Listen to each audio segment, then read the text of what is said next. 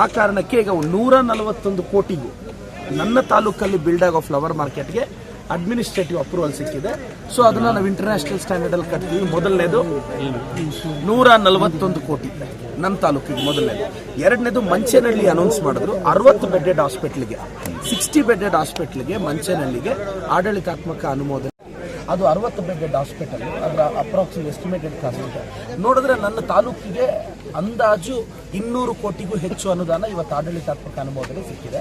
ಅದ್ರ ಜೊತೆ ನಂದಿಯಲ್ಲಿರೋ ಹೆಲ್ತ್ ಸೆಂಟರ್ನ ಅದನ್ನು CHC ಆಗಿ ಅಪ್ಗ್ರೇಡ್ ಮಾಡೋಕ್ಕೆ ಅದು ಖರ್ಚು ಎಷ್ಟು ಬರುತ್ತೋ ಅದು ನೋಡಿ ಇಷ್ಟು 200 ಕೋಟಿ ಹತ್ತತ್ರ ನಮ್ಮ ತಾಲೂಕಿಗೆ ಅನುದಾನ ಬಂದಿದೆ ಅನ್ನೋದು ತುಂಬ ಖುಷಿಯ ವಿಚಾರ ಸರ್. ಈ ಭಾಗದಲ್ಲಿ ಸಚಿವ ಸಂಪುಟ ಸಭೆ ಆಗಿದ್ದು ಒಂದಷ್ಟು ಫಲಪ್ರದ ಆಗಿದೆ. ಈ ಭಾಗಕ್ಕೆ ಸಾಕಷ್ಟು ಅನುಕೂಲ. ಆ್ಯಕ್ಚುಲಿ ಫ್ಲವರ್ ಮಾರ್ಕೆಟ್ ಇದೇನು ವಿಚಾರ ಅಂತ ಹೇಳ್ಬಿಡ್ತೀವಿ ನಾವು. ಫ್ಲವರ್ ಮಾರ್ಕೆಟ್ನ ಫಸ್ಟ್ ನಬಾರ್ಡ್ಗೆ ಹೋಗಿ ನಬಾರ್ಡ್ ಅವರು ಅಂದರೆ ನ್ಯಾಷನಲ್ ಇವರು ಬರೀ 20 ಕೋಟಿ ಕೊಡ್ತೀವಿ ಅಂದರು.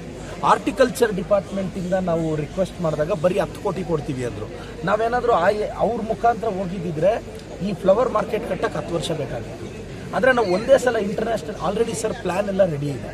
ನಾವು ಒಂದೇ ಸಲ ಸಿಕ್ಕಿದ್ರೆ ಇನ್ನು ಅನದರ್ 2 ಇಯರ್ಸಲ್ಲಿ ಇದನ್ನು ಕಟ್ಬೋದು ಅಂತ ನಮ್ಮ ಯೋಚನೆ ಸರ್. ಆ ಕಾರಣಕ್ಕೆ ಈಗ 141 ಕೋಟಿ ಸಿಕ್ಕಿರೋದ್ರಿಂದ ಕಾಮಗಾರಿ ವಿಳಂಬ ಆಗದೆ ಡೆವಲಪ್ ಆಗೋಗುತ್ತೆ. ಮತ್ತು ಎತ್ತಿನೊಳೆ ಇನ್ನೊಂದು ವಿಶೇಷವಾಗಿ ಎತ್ತಿನೊಳೆ ಯೋಜನೆ ಅದು ನನ್ನ ತಾಲೂಕಿಗೇನು ಸರಿಸುಮಾರು ಅಂದರೆ ಈ ಕಡೆ ನನ್ನ ತಾಲೂಕಲ್ಲಿ ಪಾಸಾಗೋ ಪೈಪ್ಲೈನ್ಗೆ ಇದಕ್ಕೆ ಸರಿಸುಮಾರು 400 ಕೋಟಿಗೂ ಹೆಚ್ಚು ಅನುದಾನದ ಅವಶ್ಯಕತೆ ಇದೆ ಕರೆಕ್ಟಾಗಿ ಪಾಸಾಗೋಕ್ಕೆ. ಅದೊಂದ್ರದ್ದು ಇದಿತ್ತು. ಆ್ಯಕ್ಚುಲಿ ಇವತ್ತು ಮಂಚೇನಹಳ್ಳಿ ಗ್ರಾಮ ಪಂಚಾಯತಿನ ಪಟ್ಟಣ ಪಂಚಾಯತಿಯಾಗಿ ನಾವು ಅನೌನ್ಸ್ ಮಾಡಬೇಕಾಗಿತ್ತು. ಕೊನೆ ಮೂಮೆಂಟಲ್ಲಿ ಸ್ವಲ್ಪ ಡಿಲೇ ಆಯಿತು. ನನಗೆ ಗೊತ್ತಿರೋ ಪ್ರಕಾರ ನೆಕ್ಸ್ಟ್ ಕ್ಯಾಬಿನೆಟ್ ಮೀಟಿಂಗಲ್ಲಿ ಚೇಡೂರು ಗ್ರಾಮ ಪಂಚಾಯತಿ, ಮಂಚೇನಹಳ್ಳಿ ಗ್ರಾಮ ಪಂಚಾಯತಿ, ಆಲಿಪುರ ಗ್ರಾಮ ಪಂಚಾಯತಿ, ಕೈವಾರ ಗ್ರಾಮ ಪಂಚಾಯತಿ 4 ಪಟ್ಟಣ ಪಂಚಾಯತಿಗೆ ಎಲಿವೇಟ್ ಮಾಡ್ತೀವಿ.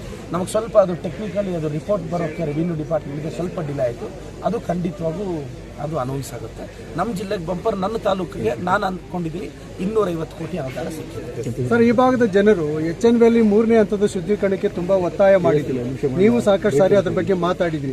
ಬಟ್ ಇಲ್ಲಿ CM ಗಮನಕ್ಕೆ ತಂದಿಲ್ಲ ಅನ್ನೋಂಥದ್ದು ಇಲ್ಲ ಹಾಗಿಲ್ಲ ನೋಡಿ. ಅವರು CM ಸರ್ ಏನು ಸ್ಟ್ಯಾಂಡ್ ಹೇಳಿದ್ರು, ರೈತರಿಂದ ಹೋರಾಟಗಾರರಿಂದ ಬಂದಿರೋ ಮನವಿನ ನಾವೆಲ್ಲರೂ ಪದೇ ಪದೇ ಸರ್ಕಾರದ ಗಮನಕ್ಕೆ ತರ್ತೀವಿ.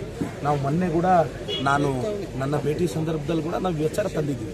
ಈಗ ಸರ್ಕಾರ ಅವ್ರ ನಿಲುವೇನು ಹೇಳ್ತಿದೆ ಅದು ಅಂಡರ್ಗ್ರೌಂಡ್ ರೀಚಾರ್ಜ್ ಆಗಿರೋದ್ರಿಂದ ಮರುಪರಿಶೀಲಿಸ್ತೀವಿ ಅಂತ ಸಾಹೇಬ್ರ ಪದ. ನೋಡೋಣ ಮುಂದಿನ ದಿನಗಳಲ್ಲಿ ಯಾವ ಥರ ಮರುಪರಿಶೀಲಿಸ್ತಾರೆ. Because government is a bigger thing. ಇಲ್ಲ ನಾನು ಒಂದು ಕ್ಲಿಯರ್ ಆಗಿ ತಿಳ್ಕೊಳ್ಳಿ ಸರ್. 3ನೇ ಹಂತದ ಶುದ್ಧೀಕರಣ ನಾನು ಎಲ್ಲರ ಜೊತೆ ನಾನು ಡಿಮ್ಯಾಂಡ್ ಮಾಡ್ತೀನಿ. ನೋಡಿ ನಾನು ರೈತ ಪರ ನಾನು ಡಿಮ್ಯಾಂಡ್ ಮಾಡ್ತೀನಿ. KH ಸಾಹೇಬರು ಮಾಡಿದ್ದಾರೆ. ಬಟ್ ಸರ್ಕಾರ ಅದನ್ನು ಮರುಪರಿಶೀಲಿಸ್ತೀವಿ ಅಂದಿದ್ದಾರೆ. ನೋಡೋಣ ನಾವು ಇದನ್ನು ಪದೇ ಪದೇ ಸರ್ಕಾರದ ಮೇಲೆ ಒತ್ತಡ ತರ್ತೀವಿ. ಬಟ್ ಇನ್ನೊಂದು ಎತ್ತಿನೊಳೆ ನಾನು ಮತ್ತೊಮ್ಮೆ ಜನಕ್ಕೆ ಹೇಳಕ್ಕೆ ಇಷ್ಟಪಡ್ತೀನಿ. ಎತ್ತಿನೊಳೆ ನೀರನ್ನ ಇನ್ನು 2 ವರ್ಷದಲ್ಲಿ ಹರಿಸ್ತೀವಿ ಖಂಡಿತವಾಗೂ. 27 ಎತ್ತಿನೊಳೆ ನೀರು ಚಿಕ್ಕಬಳ್ಳಾಪುರಕ್ಕೆ ಕರೆಸೇ ನೆಕ್ಸ್ಟ್ ಎಲೆಕ್ಷನ್ಗೂ ಓಟ್ ಕೇಳ್ತೀವಿ. ಅಷ್ಟು ಭರವಸೆ ಇದೆ. 2 ವರ್ಷದಲ್ಲಿ ಮುಗಿಸ್ಬೇಕು ಅನ್ನೋದು ನಮ್ಮ ಡ್ರೀಮ್ ಇದೆ.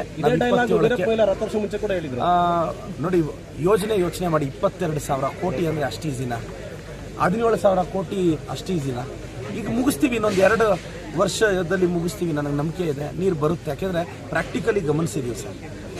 ಮೇಜರ್ ಆಗಿ ನಾನು ನನ್ನ ಸರ್ಕಾರಕ್ಕೆ, ನನ್ನ ಮುಖ್ಯಮಂತ್ರಿಗಳಿಗೆ, ಉಪಮುಖ್ಯಮಂತ್ರಿಗಳಿಗೆ, ನನ್ನ ಸಚಿವರಿಗೆ ಅಭಿನಂದನೆ ಸಲ್ಲಿಸ್ತೀನಿ. ಅದೇ ಸಮಯದಲ್ಲಿ ಇಂಥದ್ದೊಂದು ಐತಿಹಾಸಿಕ ಹಿಸ್ಟಾರಿಕಲ್ ಮೂಮೆಂಟ್ ಇದೆ. ನಮ್ಮ ಸರ್ಕಾರಕ್ಕೆ ಥ್ಯಾಂಕ್ಸ್ ಹೇಳ್ತೀವಿ. ಮಾಧ್ಯಮದಲ್ಲೂ ಧನ್ಯವಾದ. Thank you sir.